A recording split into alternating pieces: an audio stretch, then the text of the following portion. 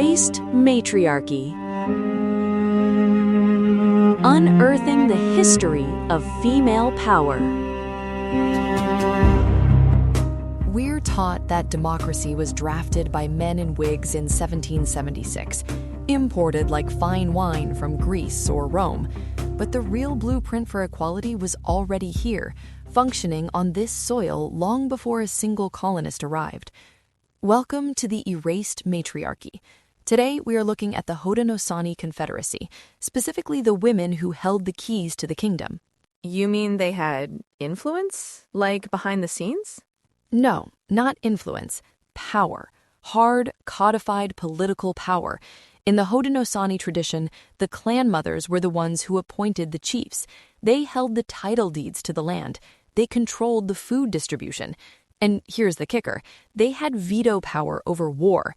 If the women said, no, we are not fighting this battle, the men stayed home. It wasn't a suggestion, it was law.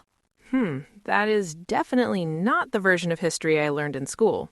Of course not, because that version of history was inconvenient for the narrative of the Founding Fathers. But you know who did know about it? The suffragettes, specifically Matilda Joslyn Gage. She is often left out of the textbooks next to Susan B. Anthony, probably because she was too radical. But Gage spent time with the Mohawk people. She sat in their councils. She saw a society where women had absolute bodily autonomy and political authority. So she wasn't dreaming up a utopia. She was taking notes? Exactly. She looked at her indigenous neighbors and realized that the superior white civilization was actually a massive step backward. She wrote about how Haudenosaunee women didn't need a movement to get rights.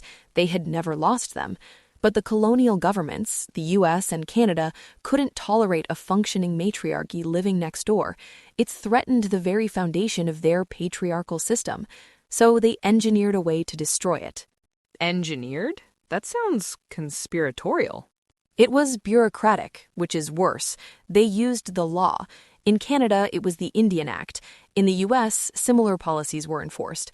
They attacked the lineage. See, Haudenosaunee society is matrilineal. You are who your mother is. Your clan, your status, your home, it all comes down the female line. The colonial governments flipped it. They imposed laws stating that status follows the father. So what did that look like in practice? It meant that if a Haudenosaunee woman married a man who didn't have status, or a white man, she was legally stripped of her identity. She ceased to be Indian in the eyes of the law. She lost her right to live on her land. She lost her voice in the council. She was evicted from her own culture. But here is the cruelty of it. If a Haudenosaunee man married a white woman, he kept his status and she gained it. Wow, so it was specifically designed to penalize women. It was designed to break the matriarchy. By forcing Indigenous women into the European model of marriage, where the woman becomes the property of the husband, they dismantled the political power of the Clan Mothers.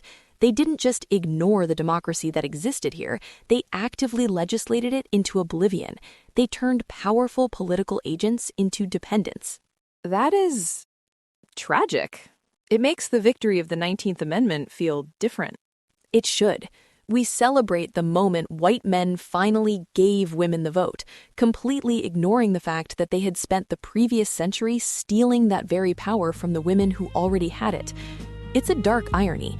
We look to the ancient Greeks for the roots of our freedom, while completely erasing the fact that a true democracy was living and breathing right here, until we passed laws to kill it. Ignite your muse with drops of inspiration. Search Musedrops.